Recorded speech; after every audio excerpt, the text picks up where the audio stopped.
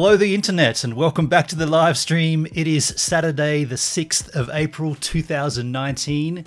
Today I'll be live for 24 minutes and I know you are all here for the drawing of the full face snorkel mask, the Unica from SEAC.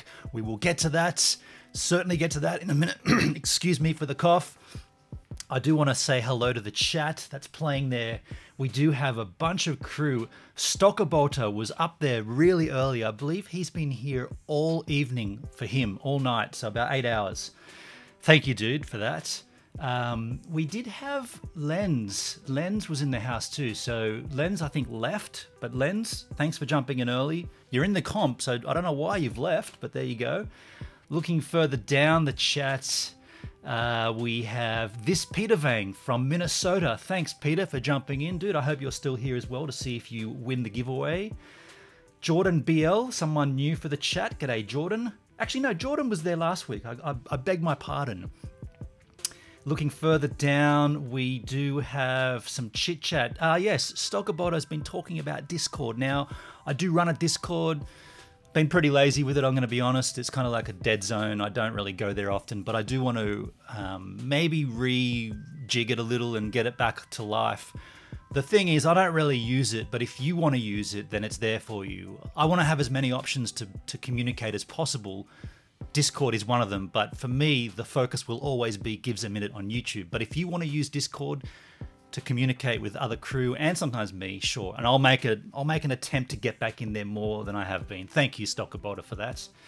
Now, there's a little talk about some snorkeling, which is cool.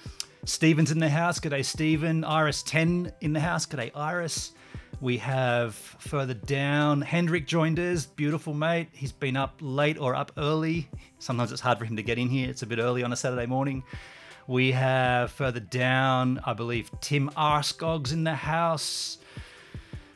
Oh, this is great. Thanks, guys, for jumping in super early. We are going to talk a little about the mask. I just want to make sure that we leave it long enough because apparently Andre Silva was in the house at some point last week, but then he didn't see the draw. So I just want to give it a little bit of time just to get to that point where we make sure we cover everybody. EC Adventure in the house. G'day, EC. Lens is back. Beautiful. Gray Thomas. Loritz 1213. Mark Lobasher 59. So we are seeing a lot more crew in the house, but I do want to give a little bit longer. Let's catch up with Outdoor Man with a Van, Stephen. Welcome to episode 21 of Outdoor Man with a Van. You see this thing? This bar has to be removed. Now, I normally love a good bar. There's no point in having this bar here. The dual battery is gonna go down in this gap down here. That bar, just check this out. See this gap here? It's just too much to put anything through there, and that bar is useless. Of course, this could be more difficult than it needs to be. This seat's gotta go forward. This whole panel's gotta come off, hasn't it? Look at this. It's already kind of loose. That seat belt has to come out and then this panel will come off. Oh man, that's gonna have to come off as well. This is gonna be a big job. What about if I hacksawed it off? No, then you'd cut your arms on it. All right, let's make a start of it.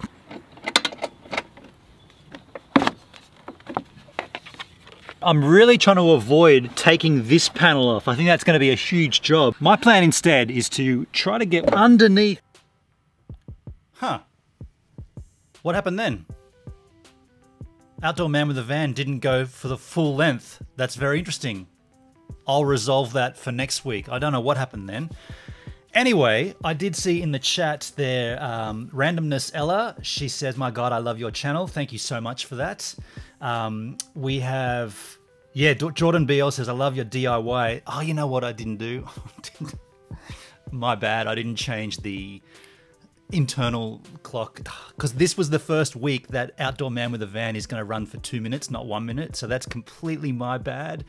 I messed up, but it'll come. I'll redo it for next week, and we'll catch up. We'll catch up on both next week. Sorry about that, folks. It's a very simple mistake. I made that. That's on my head. Okay, look, we do have enough people in the chat now. I think we're 5 minutes in, so I think this is the right time to do the draw. That'll give the winner enough time to jump in and claim. So here is the full-faced snorkel mask. This is the Well, that side's better for you, isn't it? This is the Unica from SEAC. This is my version. I used this in the review. So you're not getting this one, you're getting your own. There was some contention with that throughout the week. You're not winning this physical mask. This one will stay with me. That guy goes in there. But you'll be winning your own version, your own size. So the winner will have to reach out to me with their email address, probably through Twitter. Yeah, the DM on Twitter.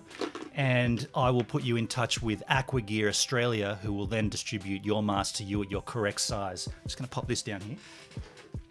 So that being said, let's see who that lucky winner is. We're going to go to the spreadsheet. Now, we have had plenty more entrants since last week. I think we were at 40-ish last week, and now we're at 57. Ross M and Spearfishing were the two from this morning. So that's the lucky two additionals. So I'm going to call out a random number. I'm going to ask Siri a random number between 1 and 57.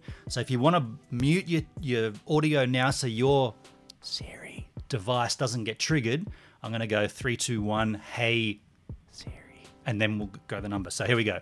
3, 2, 1. Hey Siri, random number between 1 and 57. A random number between 1 and 57 is 17. Could you imagine if that was Andre Silva again? What is 17? Let's go back up to the very top and let's go down the list. 17 looks like the Happy Canadian. What? Jeff, this is unbelievable. Jeff, the Happy Canadian, he has won a giveaway of mine before. Jeff, dude, I hope Jeff's a regular watcher of the Happy Canadian. I really hope he is in the house.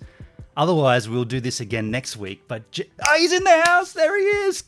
Can you believe it, Jeff? Look, this is completely random, 100% random. Happy Canadian takes it out again. Dude, well done, mate. Thank you so much for entering. Thank you to everybody who entered. It was always going to be a beautiful... I'm going to say a beautiful thing. That's not where I was headed, but that's where I'll go anyway. It was always going to be a beautiful thing that the winner would be in the chat. That's what I was trying to hope for. And there you go. The Happy Canadian's in the house. He won. And good timing for the Canadian hemisphere, the Northern Hemisphere. You guys are sort of heading towards warmer weather, whereas we're heading towards colder weather. So thanks, Jeff.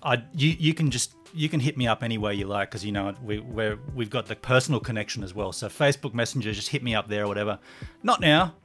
Do it later. I'm doing a live stream right now, and I hope that the rest of you can stick around and have a chit chat, because I do have an interesting topic of conversation. If you're a smaller creator, aka one under 1,000 subscribers, this is very important for you guys. So if you want to stick around, I also want to alert you to a vlog that my nephew Baxter, aka Pockmorn, has put up on his channel. Now, I've always said I'm going to help promote Baxter until he becomes old enough, aka 13. He's got to turn 13 before YouTube will let him have his own channel. So I've been monitoring his channel. He's been creating content, sending it to me. I've been uploading it and hosting it on a channel that's going to be his. And I've just put a link in the chat to his latest upload that went live this morning. A really snappy vlog from a holiday he went on with his family. I think it's part 1 of maybe 3. So go and check that out. Now, let's jump into this topic of conversation. So I received well, not me personally, but on CreatorCast, which is a network which has kind of lived and then died and then lived, and it looks like it may live again at some point, but right now it's kind of died. Yeah, Happy Canadian, time for a celebration beer. Time for a celebration Jacks, I'd say. Jeff, don't rub it in, says Tim. Marley the Puggle. Hey, so this conversation is directly at Marley the Puggle, because I know he's under 1,000 subscribers. Northrop MJ says Pockmorn rocks. Thank you very much for that. He does. He's got a good thing going. I reckon he's going to have a great channel. As it grows, I reckon he will grow and he will find his niche. Mark the Traveller, you need to be monitoring his channel. Benon, aka me, needs to be monitoring his channel until he's at least 17. No. He is legally allowed to have his channel when he hits 13. You can't even sign up to Google or to YouTube, for that matter, unless you're 13. But we did it for him, so we log in for him. But when he hits 13, he can then take that channel on his own. So this was what I received from Xander Round, and he is a creator under 1,000 subscribers. He sent this to me this week. Now, creating a live stream on mobile, this is from YouTube, we've recently raised the threshold for YouTube Live with a mobile device. To be able to live stream on mobile, your channel will need to have at least 1,000 subscribers. That's the thing. Now, I wanted to confirm that this was for real, so I went on over to the YouTube machine and I punched up this literally from the YouTube help desk. I'm going to bring this microphone over a little bit because I'm going to talk about it from this angle. So this is legit. Let's make that full screen, eh? This is what they've suggested. You need to have 1,000 subscribers, but before you can live stream, and you can't have a community guideline strike, obviously. You can't if you're blocked globally. So these requirements are new. It's a whole new thing for YouTube and for small creators. The reason they're doing this, and this is what I've concluded this week through some conversation on CreatorCast and thinking about this myself.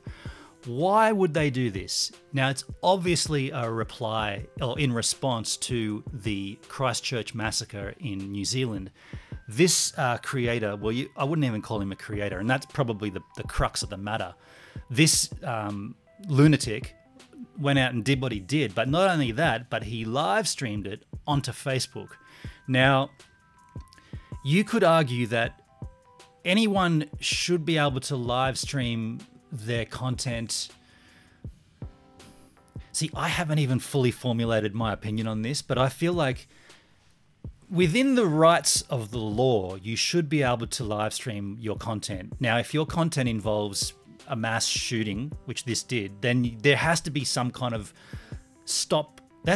measure in place to stop that happening. Facebook is the wild, wild west. Like, anyone can jump on and do whatever they want, and if it's bad, it'll get knocked off, it'll get banned, it'll get erased. YouTube's slightly different. You need to prove a few things. Like, that's why we didn't see this dude live streaming to YouTube. He live streamed to Facebook because it's so simple to do. YouTube, in their defense, have come on and thought, well, okay, we got to nail this down. We got to make it harder for people to live stream. We can't just have anyone jump on and create a live stream, right? There needs to be something in place to what's the word? Not prove, but to validate that person before they can jump on and do whatever they wish. So that's why they brought in this measure.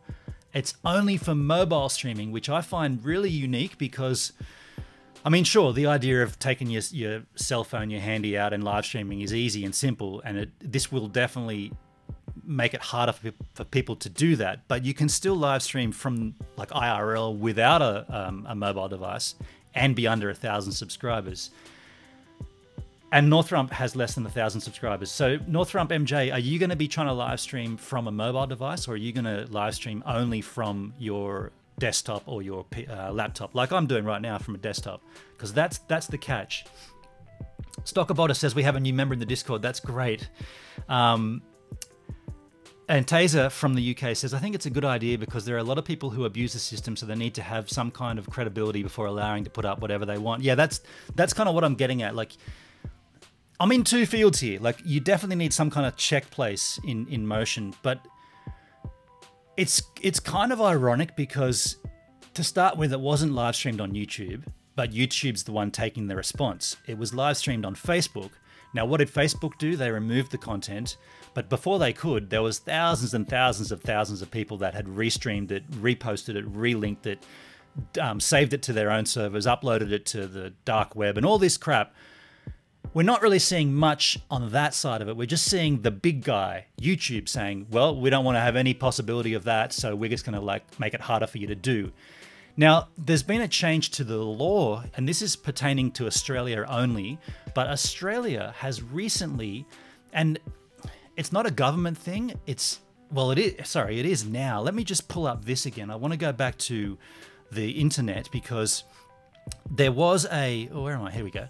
There was a change in law right here in Australia that came out this week. Now, Australia passes law to punish social media companies for violent posts. So what's happened here is, without reading this in total, basically there's now a law that will make the hosting service, so the ISP,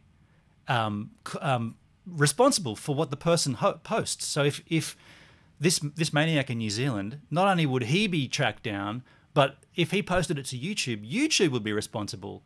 And so what happened here in Australia, the ISPs started blocking stuff randomly without even really digging into it. They just started banning stuff. So for instance, BitChute, which is a place that I used to double upload to, is totally unobtainable here in Australia. Look, I'm just going to go to BitChute here. And while we chat, this is just trying to refresh the BitChute page. Doesn't happen. And the reason that is the case is because I'm with Optus here on the 4G connection, and Optus have blocked BitChute. Telstra have blocked BitChute. They just don't want to be involved in it. They don't want to have the possibility that someone could upload content to BitChute and then they'd be responsible. It's a dicey one, isn't it? Because it's kind of like, it's really bringing a new vibe of not copyright, of censorship. And I don't know if I like it, to be completely honest. It's not the service that should be responsible. It's the person who uploaded it. Now, I'm just going to check back to the chat. Loritz123 says, hello, Loritz. Tim Arskog says there's been a crazy person without 1,000 followers. Exactly. There's been, he's saying, and there's never been a crazy person. There's been, yeah, so he corrected himself with, I think what Tim was struggling to get to was there's been crazy people with more than 1,000 followers. Absolutely. Look, this BitChute's not going to load, right? So it seems like, I'm going to bring the chat back into the house because that's more important to me than watching BitChute spin around and around. It just seems so crazy that the service disappears because there's a couple of lunatics out there that use it. The more and more I think about this, the less I like it. Stockerbot is talking about a link. I think he's trying to post a link to the Discord. Look, if you can't find the Discord, just go to Discord, install Discord, and search for "gives a minute" in one word. Discord. Look, Discord's great, but I don't know. I find it a bit. I hate going to a Discord server when no one's there and all you see is bots saying latest video, latest live stream, latest video, latest live stream. It's like, come on, man. What's the point of that? You know, if no one's going to be there, then just don't put content there, is what I think. So all right, so I want to talk more about this because it's kind of important. It also ties into this Stadia announcement from last week with Google. Like, how many young kids are going to want to stream Stadia from their mobile device because they have a better mobile connection than we have internet here in Australia? Definitely in Australia, that's the case. You're not going to be able to. You're not going to be able to stream your gameplay from your mobile because you've got less than 1,000 subscribers. That's going to rule out so many kids that want to jump on Stadia from the get-go. It's like, it's the reaction from YouTube, which is going to basically make people go elsewhere. Now, other places to go: Twitch, Stream.me, BitChute, if you're not in Australia. Anywhere else that you can actually, can you live stream to BitChute? I don't think. No, there's live streaming on there. YouNow, heaven forbid you go back to YouNow. It's gonna push people off YouTube that are smaller than 1,000 subscribers. I think it's a terrible move. I think there's a better way to do it. I'm not 100% certain what that way is, but I know that this is not it. Eliminating people from the service because of a level is not the right way to do it. Now, we've seen in the past. It's almost like hypocritical because you see, where do people get their news from? Facebook, right? Like, where did you? Let me just bring up an image. Tell me where you first saw this image. It's a bit shocking. Where did you first see that image? Now, I first saw that image on Facebook. To me, it looked like a kid had fallen over and maybe he'd tripped and hit the sand and his parents were coming to pick him up. But it wasn't, was it? We all know what it was now. But what I'm saying is, how can that be all over the Facebook? And how can that be all over the mainstream news? And yet we're talking about YouTube saying, no, I'm not going to give you the platform to stream live unless you have more than a particular number because there was a maniac that did it and ruined it for you. When this stuff exists, it's not logically concluded. That's the problem. Scroll down in your live giver chat. I'm scrolled right down. I've just been a little focused here at the moment, Stockerbotter. Derelict Taser says, I think we need another video uploading website. Competition is always good and stops YouTube creating monopoly. Absolutely. And there's DTube, there was Tube, I was going to say Tube.8, Tube8. Is that what that porn site's called? Tube8. Pornhub. Yeah, I think you can upload regular content there. I'm not 100% certain. I never go there. No, there was... what was the other one? Vid.me. There was vid.ly. I think vid.ly is still there. There's BitChute if you can access it. There's Vimeo, of course. Vimeo. On the TV, to be honest. So Tim saw that on the TV. Okay, cool. Look, I think... totally don't agree with this move, but I understand where it's come from. I just think it's ruining plenty of people's opportunities, and it's going to hinder. Like, Baxter is definitely going to want a live stream before he gets to 1,000 subscribers, and he's going to be using his iPhone XR to do it. And he can't now. It's like, it doesn't compute to me that they would eradicate people. Like, you have a story to tell, and just because someone else was a nut shouldn't ruin your chances of doing that. We keep seeing these policies coming in to... Steak? Money's too tight for steak. Steak? Hey, bro. Angus Ferguson, thank you for the super chat, dude. Good to see you, man. What do you think of this, man? Like, it's not a cool thing. Is Twitch just for live streaming? Happy Canadian, the winner of the full face snorkel mask, asks, is Twitch just for live streaming? Yes. Well, I think you can upload regular content to Twitch, but predominantly it's a gaming streaming service. At Riyadh, how do I enter the giveaway? Riyadh, if you're here asking that, you've missed it. You've totally missed it. Come back next time. But thanks for jumping in. Hey, also, thanks to everybody that entered, and thanks to everybody that stuck around after the winner was drawn. I know sometimes it sucks when you don't win. You all had a good chance to win. 57 entrants, I think it was. So we all had a good, genuine chance to win, but I appreciate you sticking around and having this conversation. I think this is extremely important well, we can't change anything because YouTube will do what they want. It's their platform, it's their right. But I just think that if enough people kick up enough fuss about it, they will realize that there's a wrong decision to make and there's another way to achieve the same result. That's what I'm hoping. How many in the chat are under 1,000 subscribers and do wish to stream live from a mobile device? That's a good question. Stockerbotter, it's still scrolled up. No, that's your chat, dude. My chat's up to... Oh, you mean in the actual... Well, that can't be...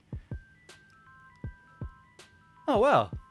That's really interesting. I see what you're saying. I did not see that throughout this entire stream. I've been watching my chat on the TV. I don't know why that's that way, dude. That's not normal. I can hear my outro bassline rolling. Does that mean that live chat's been stuck on there the whole time? That's weird. Thanks for watching, folks. I'll see you all next week for another stream with a stationary chat. Crikey.